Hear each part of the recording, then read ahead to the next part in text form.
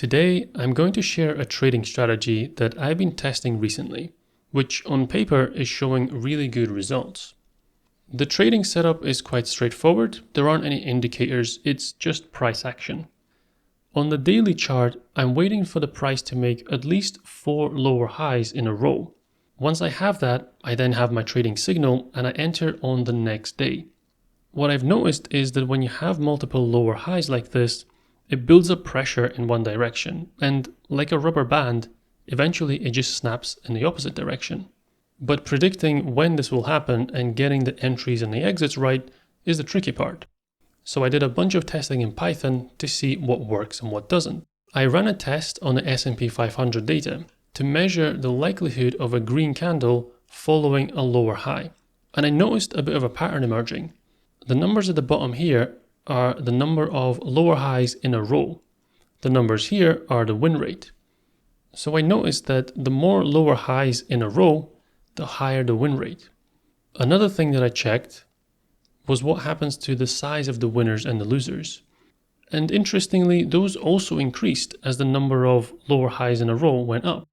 I think that this kind of backs up the rubber band theory, that the more lower highs you have, whatever the outcome, whichever way the price moves afterwards, it seems to be more intense as a result. So from these two graphs, it kind of looks like the best thing to do is just to wait for as many lower highs as you can. The problem though is that they become more and more uncommon. And this becomes more clear in this table here. So with 1 or 2 lower highs, you get a really good amount of trades. But on the other end of the table, 5 or 6, we're down in the hundreds.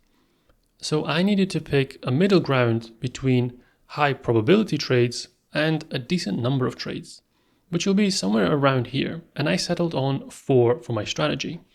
So this meant that if I have 4 lower highs in a row, then I enter at the open of the next day. So I tested that out as well. This is the result of trading that strategy on the S&P 500. I also ran it on a few other indices, the FTSE, the Dow Jones, and I continued on with a few more just to see how it performs across the board. And it looks like it's okay on some indices, but not great on others. So overall, it doesn't seem to perform that well with those basic entry and exit conditions. So that's what I needed to refine next. I tested a few exit strategies, but the only one that performed noticeably well was one that I borrowed from another strategy. I added a 5-day moving average, which is this yellow line here. Now I exit the trade when the price closes above that moving average. These are the test results with both of the exit strategies.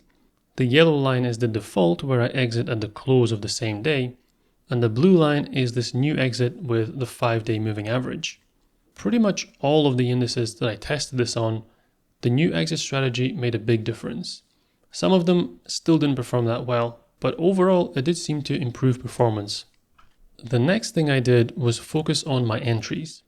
If I go back to this chart again, my strategy waits for 4 lower highs in a row.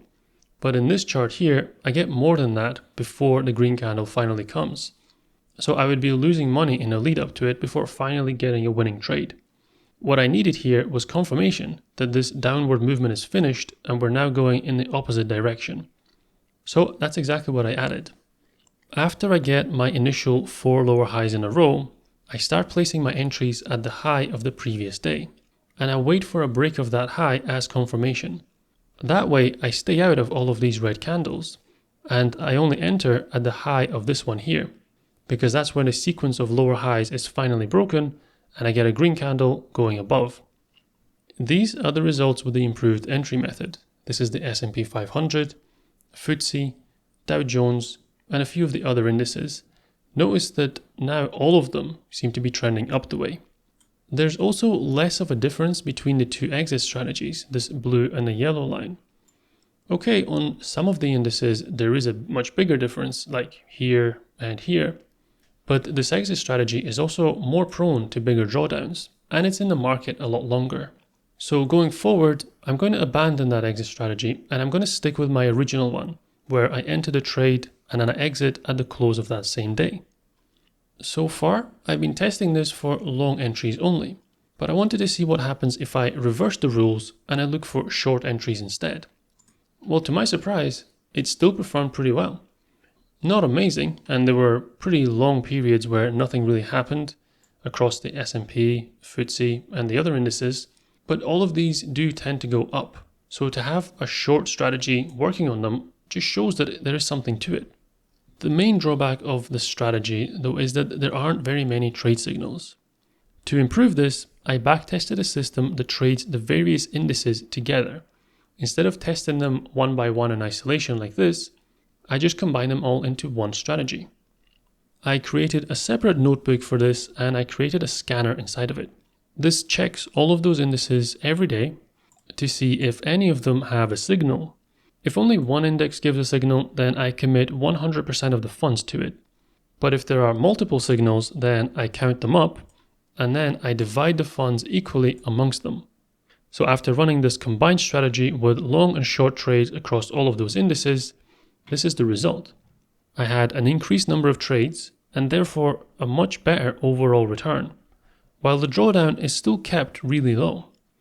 The overall equity curve is quite smooth without too much volatility. Of course, this is only a backtest, so in real trading the results might be quite different. But what I like about this strategy is that it's very flexible.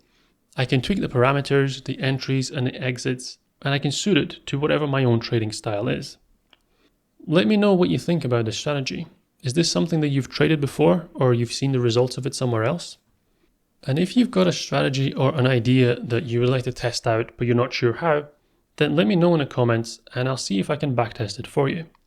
And if you've made it this far, then please like the video and subscribe to help the channel.